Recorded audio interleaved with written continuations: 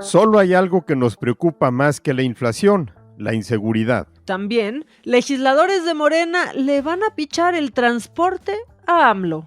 Y la austeridad podría convertir tu INE en un papelito. Es miércoles 15 de marzo, yo soy Maca Carriedo, esto es Expansión Daily y nosotros estamos listos. Esto es Expansión Daily, lo que hay que saber. Un podcast de Grupo Expansión con Maca Carriedo y Javier Garza. Expansión Daily, lo que hay que saber.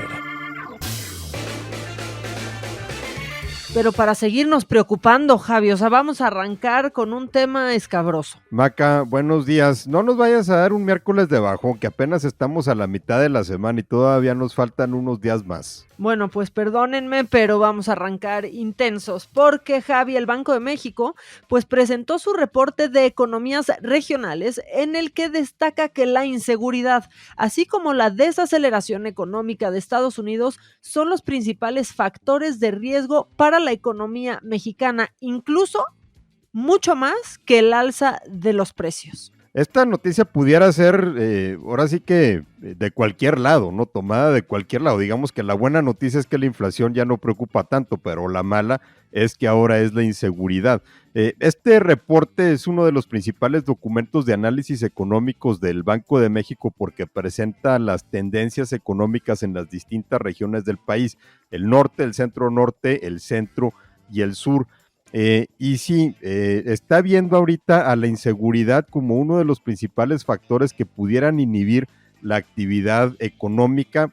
Dicen que un mejor entorno de seguridad podría incentivar la llegada de capitales y pues se entiende la preocupación por la gobernanza que tienen los inversionistas interesados en meter su dinero a México. De todas formas, no quitan el renglón en el tema de la inflación. Sí, lo explicó muy bien Alejandrina Salcedo, la directora de análisis económicos de Banjico, ¿no? En donde pues dice que este contexto de inseguridad pues es clave para el nearshoring, que es básicamente trasladar las fábricas del país de origen a otro lugar en el que todo pues sea más barato. Ahora, este fenómeno que implica, por ejemplo, muchas empresas de Estados Unidos que se traigan su producción de China a México para tenerla más cerca, o firmas chinas que se pudieran traer producción a México también para estar más cerca de Estados Unidos. Sin embargo, este fenómeno también puede ser amenazado por factores geopolíticos que pueden afectar el entorno económico, incluyendo también la inflación. Recordemos que la inflación en México cerró en 7.6% a tasa anual en febrero, está todavía por encima de la meta del Banco Central del 3%. El Banco de México está viendo señales de desaceleración, pero no quitan el dedo del renglón, advierten que todavía hay factores que pueden afectar los precios como la sequía u otros eventos climáticos o también la situación geopolítica. Ahora, ¿qué sería el escenario ideal para el Banco de México? Bueno, sobre todo para nuestro país.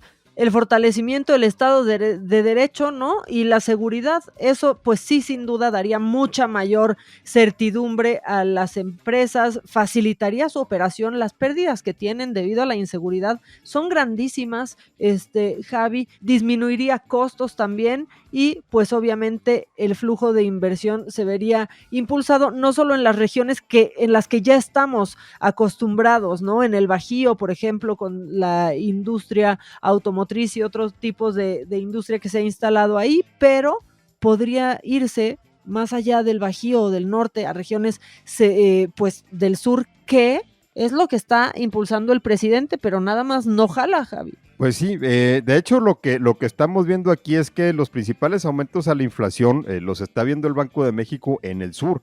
Y el mayor dinamismo económico, obviamente no sorprende, se están viendo en el norte y en el centro norte. Sin embargo, el sur tiene una actividad muy similar a la del centro, o sea, la del centro en realidad se ha caído un poco. Y sí, el factor de la inseguridad, pues digamos que arreglando ese problema se pueden arreglar muchos otros que tienen que ver con economía. El problema, por supuesto, es arreglar la inseguridad.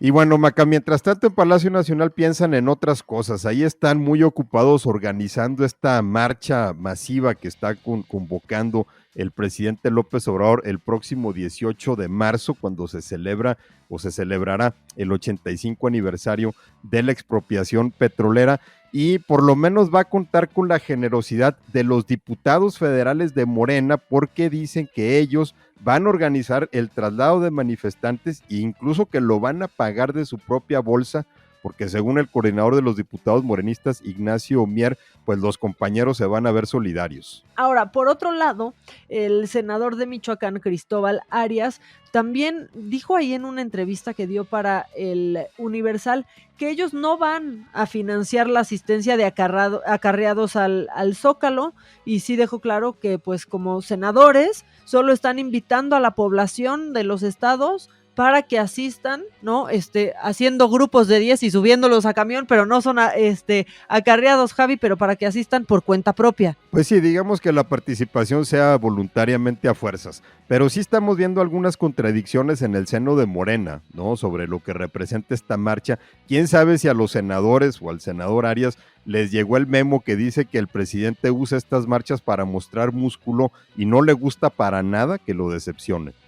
También tenemos que hablar, ya que andamos hablando del presidente, pues no tuvo un buen martes el presidente, estaba un poco enojado, no interpretó como revés el que Edmundo Jacobo esté de vuelta en el INE, pero no ocultó el enojo, Javi. No, por supuesto, porque Edmundo Jacobo se había vuelto como una especie de emblema de este plan B de la reforma electoral, que tenemos que decir que está ligado de alguna manera a la marcha de la expropiación petrolera. Uno se preguntaría, bueno, ¿qué tiene que ver una cosa con la otra? Bueno, lo que pasa es que esta concentración masiva fue convocada por el presidente desde enero pasado, después de que supo de la convocatoria que habían hecho las organizaciones civiles para la marcha contra la reforma electoral que tuvieron hace un par de semanas. Entonces el presidente dijo, bueno, yo me apunto con mi marcha, y aprovechando que se venía el aniversario de la expropiación petrolera, pues digamos que juntó ahí un poquito las cosas. Sobre la restitución de Edmundo Jacobo, que por cierto ayer ya se le vio despachando en su oficina como secretario ejecutivo del INE, pues dijo que sí representa una derrota para su plan B, pero que le da orgullo perder. Pues sí, pero le da orgullo, pero no felicidad, porque la verdad es que tenía la cara desencajada. Y pues nada más decir que esta va a ser la segunda movilización, ¿no? Realizada pues a convocatoria del presidente para manifestar el respaldo a su administración. La primera fue el 27 de noviembre, después de la marcha para defender al INE, y la segunda viene después de esta concentración en el Zócalo, en donde pues sí no cabía un alfiler, y ya se le olvidó el presidente lo que había dicho, que a los 100,000 que se reunieran, ¿qué pasaba, Javi? No me acuerdo, ¿qué fue lo que dijo? No, pues que él se iba, ¿no? Decía, cuando haya una manifestación de 100,000 o más, yo casi que me voy. Evidentemente no se iba a ir, pero se la cumplieron. Por eso yo no me acordaba de lo que había dicho, Maca, pues era obviamente algo que no iba Ni él tampoco. Ni él tampoco, probablemente. Ahora, yo nada más les diría a los que nos escuchan que se queden un ratito más aquí en el podcast, porque ahorita regresamos con el tema del INE, porque era inevitable que este asunto fuera a llegar un día de estos a la sección de Parece Falso, pero es real. Exactamente, por favor, estén atentos. Y hacemos un paréntesis con lo nacional y nos vamos hasta otro territorio, porque un avión caza ruso chocó este martes con una aeronave no tripulada MQ-9 sobre el Mar Negro, y en consecuencia, pues el dron terminó impactando en el agua. Así lo informó el mando militar de Estados Unidos en Europa, Javi. Según las Fuerzas Armadas de Estados Unidos, este dron del Servicio de Inteligencia, Vigilancia y Reconocimiento de la Fuerza Aérea fue interceptado por los cazas rusos, y que una de esas aeronaves fue la que provocó su caída. Esto pasó a unos 75 kilómetros al sur de la península de Crimea, este territorio ucraniano que fue anexado por Rusia y que Rusia lo utiliza como base de operaciones aéreas contra Ucrania. Es el primer encontronazo que se dan las dos potencias desde que comenzó la guerra allá. Estados Unidos dice que estos eventos no son comunes, que resultan muy inseguros y que reflejan pues una falta de profesionalismo y malicia también por parte de la Fuerza Aérea de Rusia, perdón. El dron no ha sido recuperado, aunque ya había enviado las imágenes que estaba tomando en esta misión de reconocimiento. Lo que no habían dicho es si estaba artillado con algún tipo de misiles o algo así. Y sí, pues sí lo tacharon de irresponsable, ambientalmente cuestionable y poco profesional, pero creo que eso aplica para cualquier cosa del ejército ruso, ¿no? O sea, como que a todo le puedes poner pues esa descripción, Javi. Sí, lo ambientalmente cuestionable como que de repente resaltaba algunas dudas. Digo, no es como que si tiras un dron en el Mar Negro se va a contaminar el Mar Negro, pero aquí el problema es que al parecer uno de los cazas rusos le aventó combustible sobre el dron justamente para hacerlo caer. Mientras tanto, Rusia sigue bombardeando ciudades y aldeas en Ucrania. La ofensiva ahorita está concentrada en la región de Gerson, que Rusia había conquistado, pero que Ucrania recuperó a finales del año pasado. O sea, siguen los combates, siguen las muertes, sigue la destrucción en Ucrania. Oye, que por cierto, antes de irnos a lo siguiente, te quiero recomendar a ti, Javi, y a todos los que nos están escuchando en este episodio, pues que vean el documental que ya está en Netflix. ¿Te acuerdas de ese vuelo que desapareció de Malaysia Air, ¿no? El MH370. Sí, claro, eso sí, a mí me tuvo en vilo unos 3, 4 meses. Sí, pero muchos, y después vino otro accidente también de una manera muy siniestra. Bueno, hay un documental, son solo 3 episodios. Mira, está un poco conspiranoico de pronto, pero ponen las 3 teorías que más fuerza han tomado. Creo que está muy bueno. Si a ti te enganchó este tema, a mí me puso muy malita de mis nervios cuando sucedió. Me eché este documental y está de verdad, bueno. Véanlo, está en Netflix, MH370. Pues ese avión que desapareció y que al parecer nunca vamos a saber qué demonios pasó con él. Pero lo menciono ahorita porque una de las teorías es justamente que los rusos lo pudieron haber derribado. Sí, esa es una de las 3 hipótesis que presentan, que para desviar la atención de la ofensiva que estaban montando a principios de 2014 en Ucrania, porque hay que recordar que el problema empezó desde aquel entonces, todos los preparativos de Rusia para anexarse Crimea, y que empezó con estas ofensivas en la frontera de Ucrania con Rusia, que los rusos habrían maquinado esta desaparición para desviar la atención. Sí suena conspiranoico, pero bueno, ahí ponen algún detalle. Está bastante bueno, sobre todo para recapitular aquel episodio tan extraño. Está bueno, yo me volví a traumar, me volví a quedar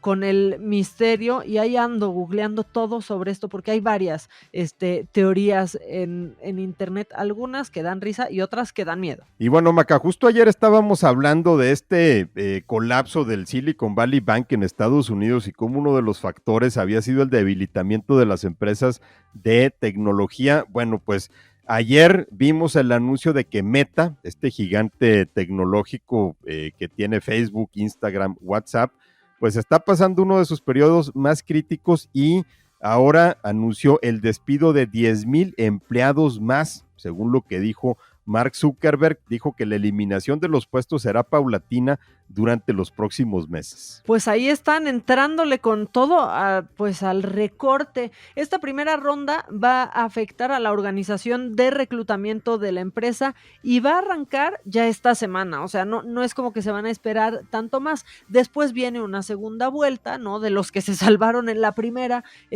Javi, y ahí se van a concentrar en los roles tecnológicos. Esta tampoco tarda tanto porque llega en abril y ya estamos pues a mediados de marzo. Y en mayo viene otro que se va a centrar en el área comercial. Ya parece reality show, ya mejor que no sé, que lo haga Donald Trump como el aprendiz, Javi. Pero esos son los 10,000 trabajadores que van a despedir, Maca, porque aparte también se anunció que alrededor de 5,000 vacantes que tienen ahorita que no se han cubierto ya no se van a cubrir. Este recorte implica también cancelar algunos proyectos y la reducción de sus tasas de contratación. Zuckerberg dice que el objetivo es aplanar la organización, simplificar el organigrama, tener una cadena de mando más simple. Pues pudiera ponerlo en todos estos términos de gerenciales, ¿no? O directivos, pero la realidad pues es que Meta está pasando por un mal momento en el que también está en medio de toda esta polémica que ha generado mucho nerviosismo entre los accionistas de Meta sobre cuál debe ser la prioridad de Facebook, sus principales productos, los que le generan dinero, o estos proyectos que tiene de la realidad virtual y de la inteligencia artificial y el multiverso y todas esas cosas. Ahora, yo no sé qué pienses tú, Javi, porque ya que Zuckerberg se ponga así de darks, a mí sí me da, pues sí me da un poco de incertidumbre. Su mensaje no fue nada esperanzador, o sea, dijo que pues están viviendo en una incertidumbre económica en el mundo y que ellos se deben de preparar pues para la posibilidad de que esta nueva realidad económica continúe durante muchos años. Y hay dos personas que nunca dejan de sonreír, digo también porque son millonarias, ¿no? Pero son Bill Gates y Mark Zuckerberg, y que de este mensaje, pues sí tan oscuro, la verdad es que sí es como, híjole, pues a ver qué. Bueno, lo que pasa es que él no tiene problemas. Digo, por ejemplo, ya en noviembre pasado habían despedido ahí en Meta a unas 11,000 personas, una reducción de alrededor de 13% de su personal es lo que está enfrentando ahorita Meta, pero no es la única. Estamos viendo muchas empresas tecnológicas tener despidos por todos lados. Según la plataforma True Up Tech, que se encarga de rastrear la cantidad de despidos en las empresas tecnológicas, son alrededor de 161,000 personas las que han perdido sus empleos. Y que esto va de la mano un poco de lo que hablábamos, con lo que hablábamos, perdón, en el episodio de ayer, Javi. Cómo pues muchas empresas dedicadas a la tecnología también habían tenido un boom en donde tuvieron que contratar a mucha más gente, ¿no? Porque se estaba necesitando, porque estaban creciendo como no lo tenían previsto, y ahora, ¿no? Comienzan a pasar los efectos de la pandemia, la realidad comienza, ¿no? A volver a su cauce, y es gente que también obtuvo trabajo gracias a esto que sucedió. Sí, pero que no dejó de ser un espejismo, más bien que al final, más bien se dieron cuenta de que se trataba de un espejismo o de un crecimiento artificial, y pues ahora estos gigantes necesitan achicarse un poquito. Y ya que andamos hablando de ahorros, vamos a hablar de que nuestra credencial del INE ya va a ser un papelito. Parece falso, pero es real. Bueno, es una propuesta, una de las candidatas a consejera del INE, por cierto, la que salió mejor calificada en su examen, parece estar muy comprometida con los planes de austeridad y propuso que el INE ya no se emita en plástico, Javi, sino en papel. Por eso te decía que era inevitable que el tema de la reforma electoral o el tema del INE llegara a esta sección, Maca. La propuesta es de Berta María Alcalde Luján, que por cierto es hermana de la secretaria del Trabajo, Luisa María Alcalde, y está incluida en el ensayo que presentó como parte de su candidatura como consejera. Ahí dice que el funcionamiento de este nuevo INE sería similar al del CURP, por lo que cualquiera podría ingresar por medio de internet, pedirlo e imprimir la identificación. Yo me pregunto dónde ha estado Berta Alcalde en los últimos 25 años, ¿no? Porque debieron de haberle pasado de largo. Estas 2 décadas en la credencial del INE se ha vuelto la identificación, no una identificación, sino la identificación más usada por los mexicanos, muy lejos de la que le sigue. Y sobre todo porque olvida las luchas que dieron sus propios correligionarios para tener este documento con todos los candados de seguridad y basado en un padrón fuera del control del gobierno. No, Javi, pero aparte casi nos echó la culpa a nosotros, ¿no? Porque dijo, esa no era la finalidad de la credencial de elector, o sea, se convirtió en una identificación oficial, pues ya con el tiempo, casi que como que la adoptamos. Por cierto, ya que diste el árbol genealógico de esta aspirante a consejera, su mamá también. Su mamá es consejera nacional de Morena, o sea, es toda una familia ahí en el movimiento de la Cuarta Transformación. Dice que se van a ahorrar millones de pesos si consideramos que cuesta casi 300 pesos cada credencial de elector. Y aparte, muy preciosa, le aventó la bolita, Javi, a la Secretaría de Gobernación diciendo que mejor pongan a trabajar el Registro Nacional de Población, ¿no? Y del Servicio Nacional de Identificación Personal para que ya pues sea esa nuestra identificación. Lo que pasa es que también propone pasar el control del padrón electoral a la Secretaría de Gobernación. Como apuntó el abogado Santiago Corcuera ahí en Twitter, casi parecía que Manuel Bartlett le había dictado esta propuesta, ¿no? Porque realmente estaba buscando regresar a cómo era el control del padrón electoral y la emisión del documento de la credencial de elector antes de las reformas de los 90, pero la razón por la que la credencial del INE se volvió la identificación más usada por los mexicanos es justo por la confianza que le tenemos al INE, ¿no? Porque las otras identificaciones como las licencias, pues eran expedidas por gobiernos estatales, por ejemplo, se prestaban a la falsificación y el organismo que tenía más confianza era el INE. O el IFE en su momento. Ya si tenemos que proponer cosas inverosímiles, pues ya que nos pongan un chip, con ese nos acercamos, emitimos nuestro voto y listo, Javi, solo gastan una vez en la aplicación del chip, o sea, porque ya así de... Híjole, iba a decir otra palabra, pero así de... digamos... Absurdo, gracias, qué bueno que existes, Javi. Vamos a ponerlo así. Pero así de absurda es esta propuesta, la verdad. Pero bueno, esa es una propuesta nada más, por lo pronto es eso. Todavía también falta que Berta María Alcalde llegue a ser consejera y obviamente falta que esa propuesta tenga éxito, lo cual por supuesto esperamos que no, pero parece que ya estabas empezando a hacer corajes, Maca, así que mejor ya vámonos. Sí, ya vámonos, porque me quedé pensando que qué sueño es para una familia todos trabajar en la misma causa, ¿no? O sea, uno en la Secretaría del Trabajo, otros en el partido que está en el poder, otros en el INE, ¿no? Pues negocio redondo, mejor sí, ya vámonos. Javi, si se quieren poner en contacto con Javier, darnos, la verdad es que nos podrían dar sus opiniones si ven el documental que les recomendamos de este avión desaparecido. ¿En dónde te encuentran, Javi? En Twitter y en Instagram, en @JaGarzaRamos, y el podcast, acuérdense que está en Spotify, en Apple Podcast, en Amazon Music, en Google, en donde quieran, pónganos las 5 estrellitas, ahí nos pueden seguir, y también en las cuentas de Expansión MX. Y recomiéndenos si les gusta con sus amigos, si no les gusta con sus enemigos, no nos importa, lo que queremos es que nos escuchen. A mí me encuentran en @maca_online, en Twitter y en Instagram. Que tengan un gran día, nos escuchamos mañana. Esto fue Expansión Daily, un podcast de Grupo Expansión, con Maca Carriedo y Javier Garza. Este episodio llega a ti gracias a rss.com, el podcasting hecho simple.